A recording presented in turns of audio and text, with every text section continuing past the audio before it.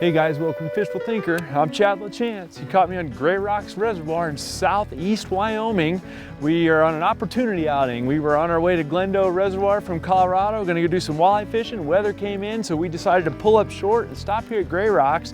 Spend about 2 hours fishing, seeing what we could catch. We know there's smallmouth in here. We've been here one at a time. We know there's a bunch of smallies in here, so we're gonna give it a whirl and see what we can come up with. So it's an opportunity trip. We're gonna fish for 2 hours. So stay tuned, get comfortable, it should be fun. Fishful Thinker Television is brought to you by Sportsman's Warehouse, America's premier outfitter. Peterson Toyota and Toyota Trucks, moving forward. St. Croix Rod, best rods on earth. Berkeley, catch more fish. Abu Garcia, for life. So given that we only have 2 hours to fish, we're gonna go real quick about this. We may not even have 2 hours if the weather comes in. So what we're trying to do is how fast can we break down fish? So these are little pockets right off the main lake. We're here in spring. We haven't caught any fish yet, so we don't know if they're post-spawn or pre-spawn or what. Water temperature is 50, almost 58, 57.9. And so we're gonna run these little stubby pockets and see if we can get bit. I'm starting off with a relatively bright colored crankbait, and I got one right there. Look at that. That's a good strategy. I think running the pockets is a good start. Holy smokes, look at this guy. Come on up in here, buddy. There we go. That's a good way to get your start. So as you can see, guys, little pocket, main lake's right here. I don't have to spend a lot of time breaking it down. If I go in a big giant cove, I gotta figure out where the fish are. If I stay out on the main lake, I gotta figure out where they are. But in running pockets like this you see right here, it isolates my chances, and I got some key targets. I can figure out if there's fish here and leave quickly. Square bill crankbait, good way to cover water. Chartreuse, smallmouth, perfect.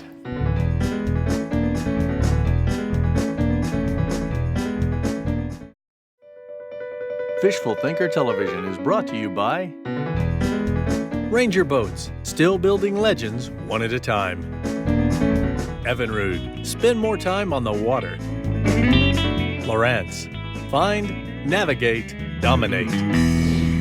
So we'll fish our way back into the pocket here. That was a good start, catch one out in this corner right here. So we'll fish our way back into the pocket and see if there's anybody back in here. I'm looking at this side over behind me though, and I love the looks of that just because the wind's more on it. But if they're tighter to the spawn, they'll be more maybe back in here. So until one fish is a fluke, two is a theory, three is a pattern. We want to catch as many as we can in 2 hours. We need to figure out how precise we can put a pattern together. One fish won't do that for us. So we got to catch a couple more before we'll know for sure. Got several rods on the deck, as we always do. You know, we joke about them being like golf clubs, but it's no lie. If you look, I got a shallow jerkbait, a deep jerkbait, a crawdad jig there, and a tube jig, a heavy tube jig, and an all-purpose rod, which is not currently rigged. So we'll see what happens. Man, oh man, with that wind blowing in the back of there, I almost feel like I'd have a spinnerbait on for that. Afraid to hang this bait way back in there.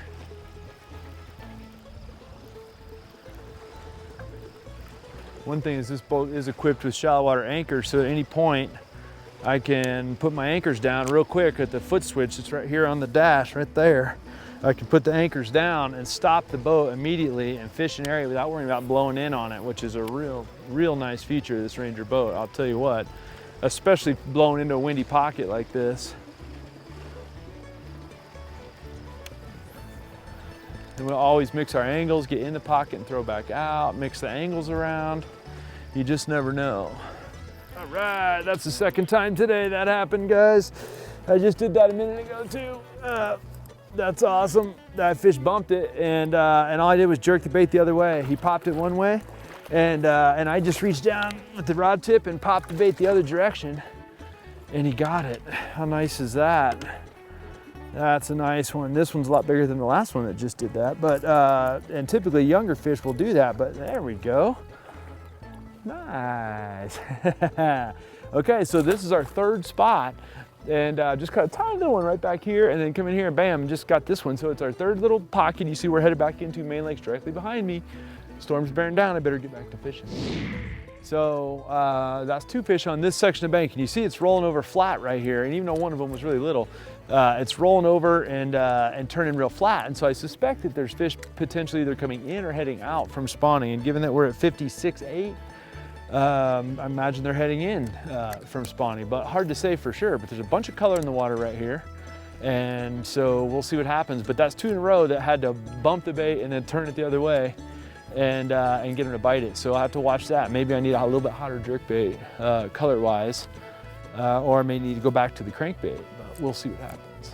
All right, there we go, guys. Now here's the pocket we're just looking at right here. Now we're on the other corner of it, and we got a nice one now again. So now this is our 3rd quality fish. We're about a half hour into our deal, and 2 have bit the crankbait and 1 bit the jerkbait. And he's not a giant by any stretch, but for a quick opportunity fish like we're talking about, you know, we're gonna go back in the truck in an hour and a half and on the road to another lake. But if you're driving by a cool lake and you got a good condition like a storm that's actually just kind of blew through, we bibbed up thinking it was gonna rain, and of course it didn't, but that's why you have bibs always. And got lucky on that. But at any rate, coming in here and being able to just do a little fishing on an opportunity, it's such a great thing. You know, we don't hit the road with a preconceived notion of what we have to catch or where we have to catch it. And that makes for some fun traveling. Anytime I'm trying to narrow down my spots, I want either an inside turn, an outside turn, a point, a channel, anything different than a long straight bank in most cases. Even if I'm fishing something like riprap, which we might go do here in a minute, no, I hung that one solid. Go over to the dam and see what happens over there. But you know, running a long stretch of dam can be all real even and the same, and the reason that that's important is you know, you look for individual rocks. Okay guys, 4th spot. This is our 4th spot. We're on a main lake point, another pocket in behind us right here. We just came from right around the corner right here. So we fished a grand total of about a mile of lake at this point. We've had heavy clouds that you see that just blew through. We had heavy wind, we've had a spat of rain. Now we got the sun out and it's roasting again. So welcome to spring, and there's still some snow on the hill from winter.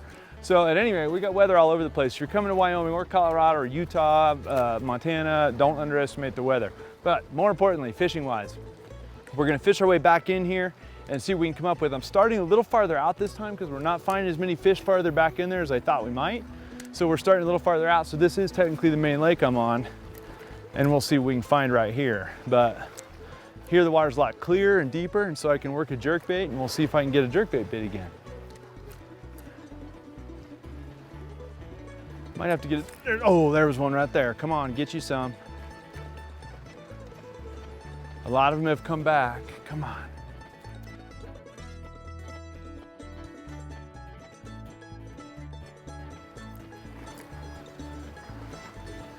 I don't know, he thumped it pretty good. He got some pretty good, there he is right there. He did come back. Nice, that's a horse too. Look at this. Okay, turn this out off our corner. Look at that one, guys, right on this main lake point. That's the point right there, guys, that he just came off of, and he bumped the bait, and you just gotta stay with the retrieve. That's the thing. There's either multiple fish or they are just real territorial or whatever, but they're bumping the bait, and then if you just stay with them, they'll come back. And there he comes. This is a nice one right here. We'll see if I'm just gonna get a hold of the leader, swing him up in. There's a nice little smallie right there. Come here.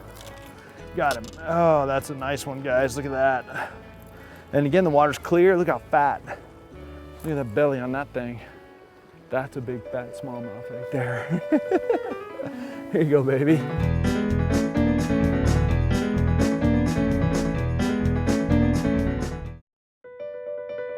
Fishful Thinker Television is brought to you by Camp Chef, the way to cook outdoors.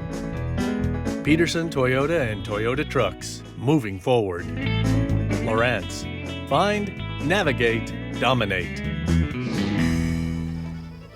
I did also change my jerkbait out. I put a chromier, flashier bait, and I'm working a little quicker now.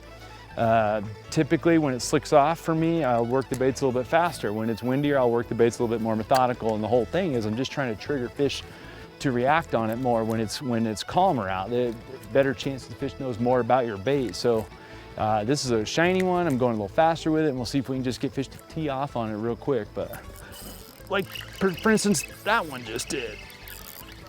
I guess they will. And that's why you make adjustments, guys, because you know, the smaller bait and the more subtle color was not getting the bites. And so I cut it off, and just like that, same rod, reel, line, and retrieve. Sped up just a little bit, got the big chromer out. A lot of people will tell you chrome is too hot for bright sun, but I have not ever believed that. And I guess it's because I fished a lot of saltwater over the years, and when it's sunny out, chrome gets a lot of bites from a lot of real good predator fish, you know. And I figure a smallmouth bass is nothing if not a predator fish. See if we can get him unhooked. There you have it, guys. Beautiful fish. Okay, so the one chased the jerkbait up on a full speed retrieve, but didn't get it. So pick up the square bill. Again, that's why we have multiple rods, so you can very quickly, you don't have to think much about it. I picked up the square bill, and we'll run it right by and see if somebody else will get it, or see if that's the ticket. But the bait continuously moving got that fish to come look at it, even though he didn't get a hold of it, but he didn't get it when I was popping it along on a jerkbait, so on a jerkbait style retrieve. So we'll see if somebody got that one. Yep, they'll eat the crankbait, I guess. There we go. That's a nice one too. Look at this one, guys. Right in front of the boat, right on this corner. I just had, man, I'll tell you what, for a 2-hour fishing trip, I'm making good calls right now. It seems like my adjustments are working, the fish are cooperating. Come on in here, buddy. That's probably not the safest way to land a smallmouth of that size, but I'll tell you what, guys, we'll get him unhooked and get him put back. You know, like I said, it's a 2-hour opportunity trip. Ta-da, beautiful fish. It's a lake we don't know much about, but that's half the fun of it is, you know, you're driving by, there's a big storm coming, let's launch the boat real quick and see what we can catch. Fundamental stuff, we use reaction baits because at, you know, the high 50s water temp gives you a chance to do that. Approaching weather gives you a chance to do that. The fishing got classically tough when the sun came out and got real calm there for about a half hour, and then bam, as soon as we got some cloud cover, they're biting again. Okay, I like this corner back here, so we're gonna throw this square bill back in there and hope to not snag it. Come on, that should get eaten. Got him. Oh, I love that. Oh, it's a nice one too. Holy smokes, you know, the 2 times we've been to this lake, the fish all look really, really similar. We haven't found any giants yet, but we found a whole lot of real good quality. Definitely a place I'm gonna come back to. Come on up in here, fish. And it's a beautiful fish. He bit right on cue. Sometimes you get just enough stuff figured out. There's a little point right there, and that's all it took. And get this guy to jump on my crankbait. But you know, guys, I hopefully we've illustrated our point really good. Beautiful fish. Nice one to end on. I kiss that one. All right, what did I end up with right here? Now what I've got is either puny or following me. It's a little tiny smallmouth, and he's mad.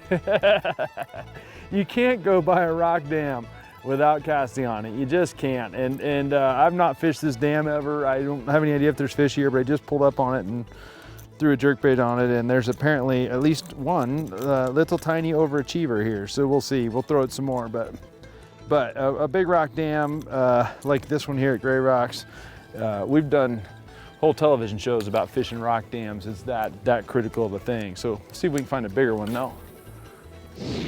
All right, that's why you visit the dams. Up, where are you going, buddy? Look at this horse of a smallmouth, guys. Oh, our little opportunity fishing trip is going pretty good. This might be our biggest one. And you know why we stopped here more than just the rock dam, guys, is this spillway is running hard and there's current running right here. Look at that one. That's a nice one, guys. Holy smokes, I might even net that one. Here you go, buddy, because I don't want to lose him. Come on up in here. That's a nice one. Holy smokes, man, between the cloud cover, and we've been only running back and forth only about 1.5 miles a lake or so, 2 miles maybe. We hadn't been running that much lake, and we're just moving around fishing the conditions, and that one does have crawdad tentacles in his gullet right there, but it did not prevent him from eating my jerkbait. Got to visit the rock dams. That's a horse. Look at the belly. Ooh, Ooh, Nelly, that's a nice one. Here we go, buddy. Here you go. See ya. Ate my little deep diving jerkbait. The current's running out the end of the dam right there, and because of that, it's creating current on this dam. You can feel the boat drifting towards it right here, even though the wind's actually blowing the other way. And so that current is why we stopped here, and looks like it was a good decision.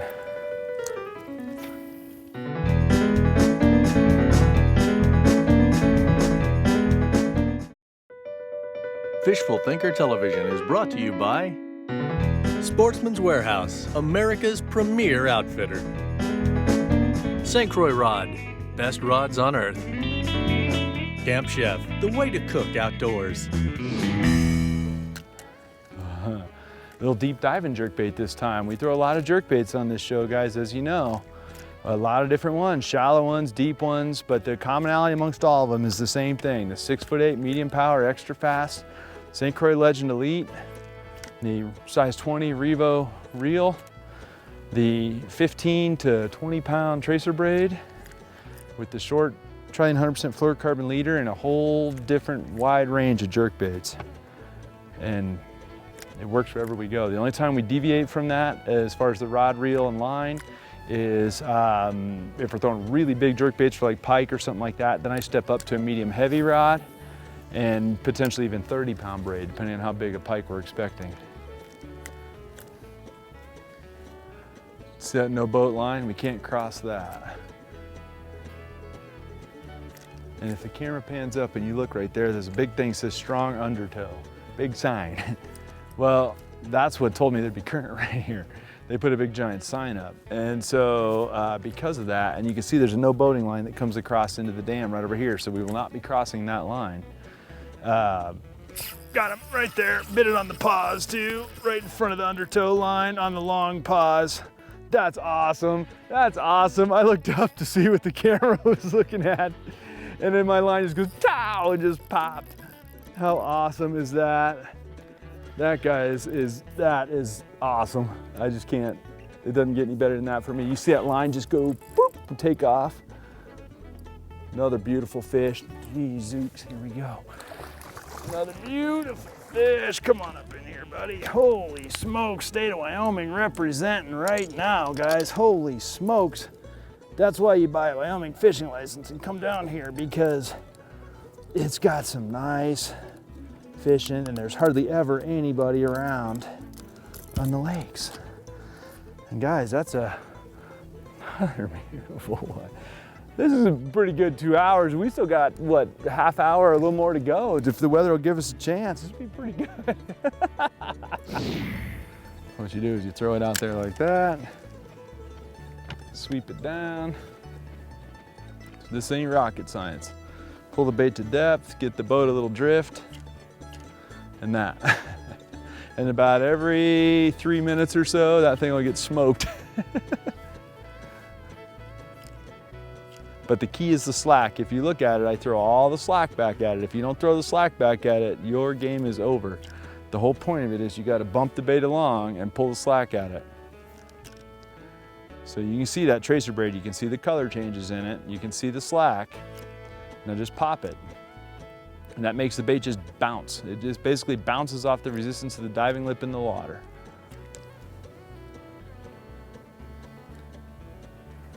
Okay, are we in that boat line? No, it's kind of a big curve. Okay, last throw this way and then we'll go the other way a little bit. Okay. We're gonna let that thing sit. The last one bit it on a relatively long pause, so we'll give it a little bit of time. I don't want to get too much of a hurry. We're right up against our no boat line, so I can't go that way anymore. And so we're gonna cast and we'll see what happens if we can get one fish to bite right here. Come on, baby. With the boat drifting the way it is, we're set up real nice, drifting slightly away from our no boat line. Come on. Other things that I like to throw on dams, crankbaits. Could be a square bill up on the rocks themselves, or a deeper diver in the mid-range, or a real deep diver out deeper. You know, But in all cases, if I'm gonna run a crankbait, I want it to tick on the rocks because it just winds itself along in a straight line. The jerkbait, on the other hand, is erratic in its retrieve, so it can run above the rocks and still trigger bites. So that's what I like about the jerkbait on the dam face is you can work a variety of depth ranges depending on the jerkbait you pick, and you can mix up your retrieve to get a different cadence, whereas the crankbait has to really hit the rocks to have a good trigger.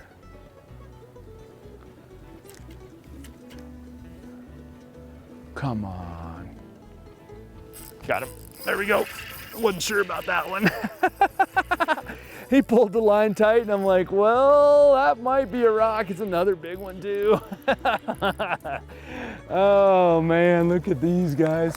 He's on the tail hook of that little deep diving jerkbait. How cool is that? Come here, buddy. Come on over here, buddy. Come on over here. We'll keep the net tight. Oh, guys, I am not lying. I am sure glad that we didn't continue our drive on down the road this evening, because I'm pretty sure by the time we got to the hotel, we'd be getting rained on. We wouldn't have got any fishing done by the time we got into town. So we stopped here, we took an opportunity trip, and we had a great time, guys. So we're up against our 2-hour mark at this point. We're floating down the dam. We have had an absolute ball. We fished 5 or 6 spots, all reaction baits, fast reaction baits, jerk baits and crankbaits, because we didn't have a lot of time. The conditions fit it perfectly, and had a great time with it. So hopefully you guys enjoyed the show. Take advantage of a lake you might be driving by. You may not know much about it, but the only way you'll learn is to put your boat in the water and try it. That's what we did, and we had a ball. So if you want to join the conversation, check us out on Instagram, Twitter, or of course Facebook. Most importantly, we hope you'll tune in and see what we're up to. We'll see you next week. Time now for today's best catch, brought to you by Berkeley. Look at this horse of a smallmouth, guys. Oh, look at that one. That's a nice one, guys. Holy smokes, I might even net that one. Here you go, buddy, because I don't wanna lose him. And that one does have crawdad tentacles in his gullet right there. Berkeley, catch more fish. Come on, really? That doesn't get bit. Come on, really? Really? Got him. I just took my bibs off a second ago. Oh, and he pulled off. Ay, ay, ay. No, it's in a tree. No, it's in a tree or something. This is how we do it. Okay, come on. There it goes. Nope, nope, maybe not. Let it cut for a sec.